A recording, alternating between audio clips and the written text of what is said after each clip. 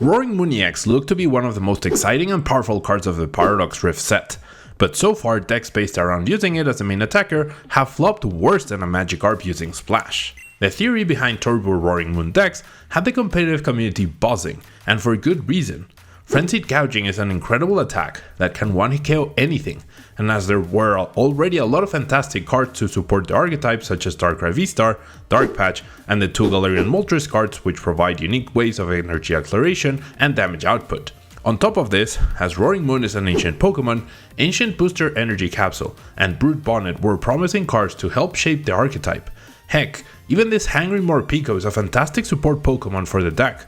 But despite all these pieces and support, Roaring Moon EX has only featured as a sidekick in Lost Box decks so far.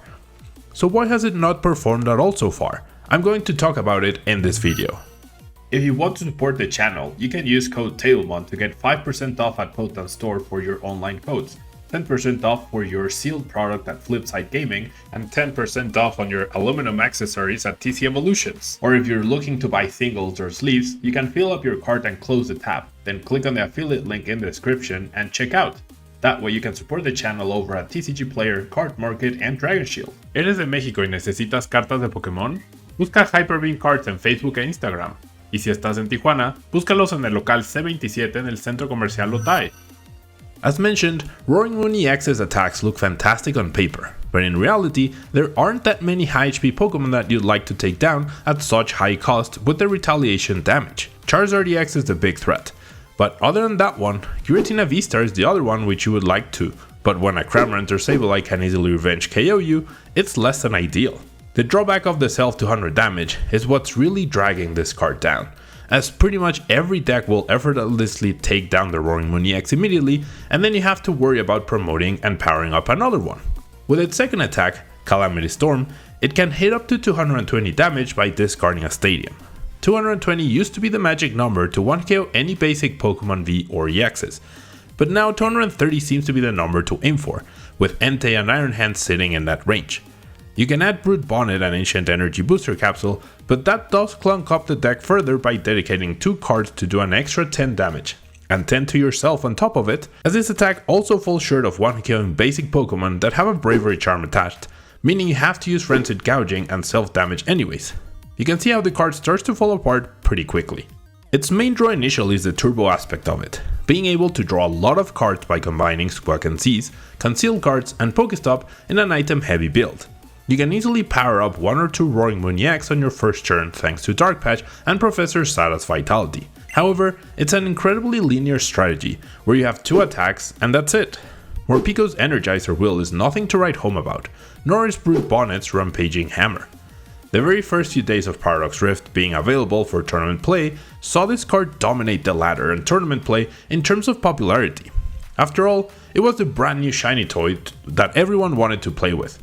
But just like Andy got tired of Woody, we all quickly realized the card just wasn't all it promised to be, despite the insane amount of dark support for this Pokemon. In live tournament play, there was a lot of hope for the card in the lead up to LAIC, the first international of the 2024 season. Many top players and content creators predicted the deck to be the most popular in the room. I went with guaranteed picks from Paradox Rift. I feel like Roaring Moon and Iron Hands are super powerful, and they're definitely gonna make a splash. Yet it was only the 4th most popular deck. It got featured on day 1 on the livestream against Mew VMAX, what should in theory be a super favorable matchup for the deck given the darkness weakness, right? Wrong.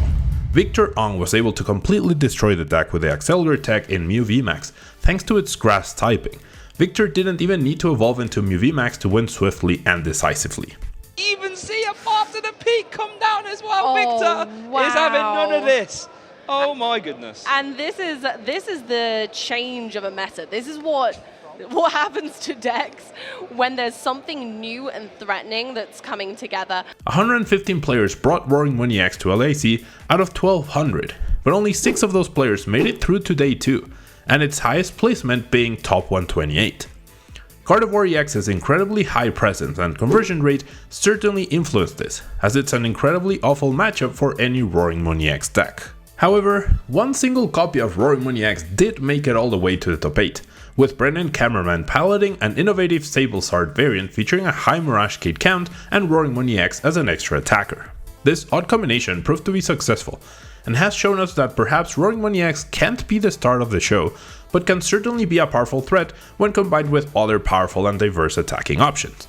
Oh, does that have a boss? Oh, he has the boss Mirage Gate! No! He got the boss Mirage Gate gosh, off an Iono to 2, so you can play the Mirage Gate attached to the Roaring Moon. And Boss's orders, the EX. Look at that, we're whipping up a Calamity Wow, Storm! and the Calamity Storm for game there off the Iono to 2. Amy, are you having me on off the Iono to 2? And the weekend after LAC would show us that once more. The Turbo version was again featured on stream, and once again it failed to win as it was defeated by a Miraidon EX deck. Here we go, 5 big cards from Electric Generator. Bartosz wins on the spot with a Lightning Energy here.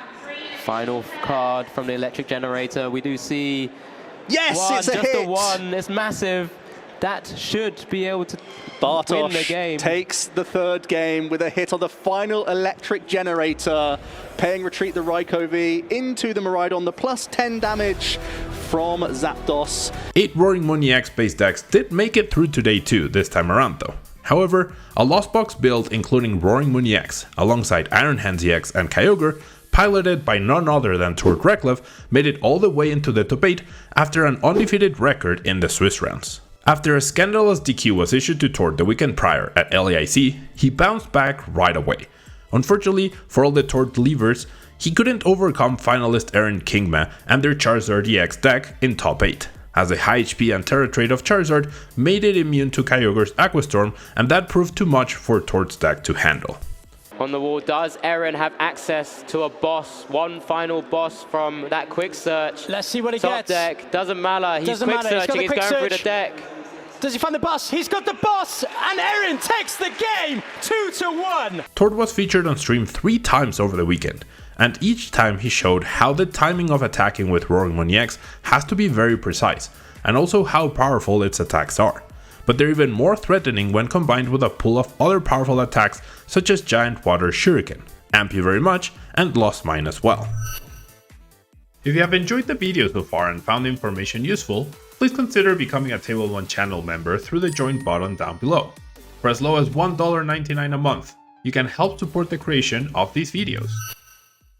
There was also another tournament over in Malaysia, the Malaysia Regional League No. 2, where the winner, Aaron Kang, included Roaring Moon EX into their Giratina V-Star deck and won the 350-person tournament with it. Frenzied Gouging and Star Requiem do share a lot of similarities, and as someone who has played a lot of Giratina V-Star in the past few months, I can definitely say there are many times where I wish I could use my V-Star for a second time. Perhaps this is the best way to go about solving that. With plenty more tournaments to go, there are still many opportunities for Roaring Moon EX to prove us wrong and actually deliver on its promise, because as of today, it could be deemed a huge flop in terms of results. So, have you played with the Roaring Moon EX? How do you like to use it? As a standalone deck or as an extra stacker with a Lost Zone engine? Let me know your thoughts and make sure you like and subscribe for more content like this. Thanks for watching, and until next time!